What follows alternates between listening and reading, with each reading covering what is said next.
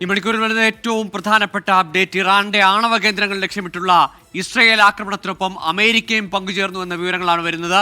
അമേരിക്കയുടെ bomber വിമാനമായ B-2 ഇറാന്റെ ആണവ കേന്ദ്രങ്ങൾ ലക്ഷ്യമാക്കി നീങ്ങിത്തുടങ്ങിയെന്ന് അമേരിക്കൻ മാധ്യമങ്ങൾ റിപ്പോർട്ട് ചെയ്യുന്നുണ്ട്. വിവരങ്ങളുമായി മധു കൊട്ടാരക്കര തുടരുന്നു.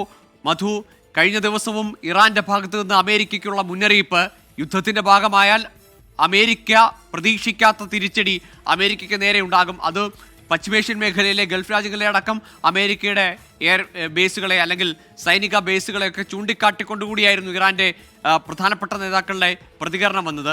അങ്ങനെയൊരു ഘട്ടത്തിൽ കൂടി അമേരിക്കയ്ക്കും ഈ പശ്ചിമേഷ്യയിൽ പല താല്പര്യങ്ങളുണ്ട്, പല മേഖലകൾ അവരുടെ ബേസുകളുണ്ട്, അവിടേക്കൊക്കെ ആക്രമണ സാധ്യതയുണ്ട്. കാരണം ഹൂതികൾ ഒക്കെ ആക്രമിക്കാൻ സാധ്യത ഉള്ളവരാണ്. ഒരുപാട് പ്രോക്സികളുണ്ട് ഇവർക്ക്.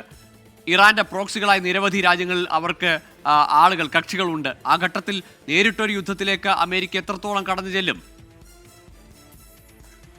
ഗോകുൽ, പശ്ചിമേഷ്യയിൽ ഇറാന്റെ ആശീർവാദത്തോട് തുടങ്ങിയതാണ് ആക്സിസ് ഓഫ് റെസിസ്റ്റൻസ്. അതായത് ഹൂതികൾ, ഹിസ്ബുള്ള, ഹമാസ് തുടങ്ങിയ ഗ്രൂപ്പുകളെ പ്രോത്സാഹിപ്പിച്ചുകൊണ്ട് പ്രതിരോധം സൃഷ്ടിക്കുക, ഇതായിരുന്നു ഇറാന്റെ പദ്ധതി. പക്ഷേ ഈ ആക്സിസ് ഓഫ് റെസിസ്റ്റൻസ്, ഈ ഹമാസ് ഇസ്രായേൽ പോരാട്ടത്തിൽ അവരുടെ ശക്തി വളരെ ക്ഷയിച്ചു.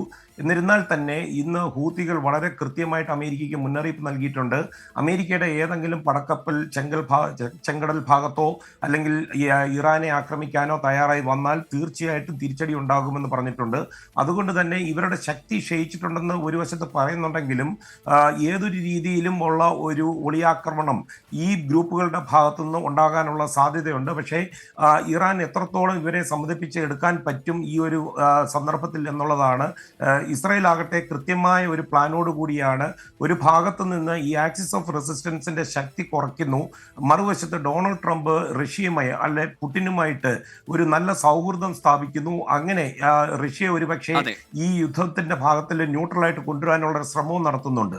ശരി, ഏതായാലും ചർച്ചകൾ ഒരു വശത്ത് പുരോഗമിക്കുമ്പോഴും അമേരിക്കയുടെ പ്രധാനപ്പെട്ട B-2 ബോംബർ വിമാനം തന്നെ അങ്ങോട്ടേക്ക് നീങ്ങുന്നു. ഇറാനിലേക്ക് ആക്രമണത്തിൽ അമേരിക്കയും പങ്കാളികളാകുമോ എന്ന ആശങ്കയാണ് വരുന്നത്. അങ്ങനെയെങ്കിൽ അത് വിനാശകരമായ യുദ്ധത്തിലേക്കായിരിക്കും കൊണ്ടുവന്നെത്തിക്കുക എന്നൊരു സംശയവുമില്ല.